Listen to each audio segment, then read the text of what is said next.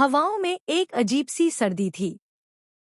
महल जैसा वह घर बाहर से शांत दिख रहा था, लेकिन उसकी दीवारों के भीतर कहीं न कहीं एक गहरा राज दफन था।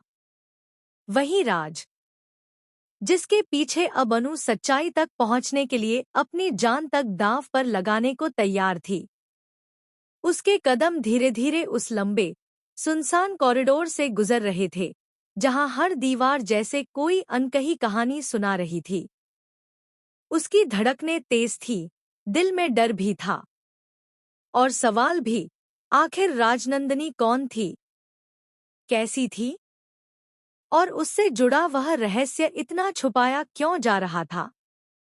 आज अनु ने एक ऐसा कदम उठा लिया था जो शायद उसकी जिंदगी हमेशा के लिए बदल देगा। वह पहुंच चुकी थी उस सीक्रेट रूम के सामने, वह कमरा जिसे अब तक कोई खोलने की हिम्मत नहीं कर पाया था। दरवाजे पर जमी धूल और उस पर बनी पुरानी खरोंचें इस बात का सबूत थी कि यह कमरा कभी खोला नहीं गया, या फिर शायद जानबूझकर बंद रखा गया। अनु ने कांपते हाथों से दरवाजे के हैंडल को छुआ। उसकी सांसें भारी हो गईं। जैसे ही वह अंदर जाने को कदम बढ़ाने लगी, अचानक पीछे से आर्यवर्धन की आवाज गूंज उठी, अनु, रुको।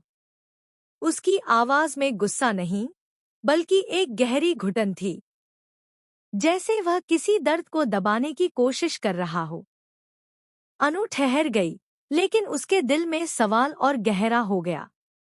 आर्यवर्धन ने उस कमरे की तरफ देखा, फिर अपनी बात रोक ली।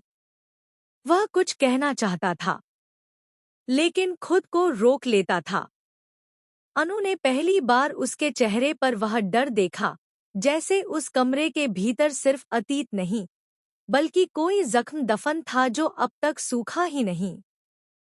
अनु अब और चुप नहीं रह सकती थी। उसकी आंखों में दृढ़ता थी। वह जान चुकी थी कि राजनंदिनी का नाम सिर्फ एक याद नहीं, बल्कि एक ऐसा साया है जो अब भी इस घर में घूमता है, इस रिश्ते के बीच खड़ा है। अनु के मन में सैकड़ों सवाल उठ रहे थे। क्या राजनंदिनी और आर्य का रिश्ता सच में उतना ही खूबसूरत था जितना सब कहते हैं? या उस रिश्ते के भीतर कोई ऐसा सच था जिसे अब तक छुपाया गया? इसी बीच मीरा भी इस मुद्दे में आ गई। शुरुआत में उसने आर्य और अनु के बीच बढ़ती दूरियों का फायदा उठाने की कोशिश की, लेकिन जब बात राजनंदिनी तक पहुंची, तो पहली बार मीरा के चेहरे पर भी गंभीरता दिखी। उसे भी महसूस हुआ कि यह सिर्फ एक पुराना रिश्ता नहीं, बल्कि एक गहरी सच्चाई है। उस पल मीरा भी अनु का साथ देने के लिए आगे बढ़ आई। अब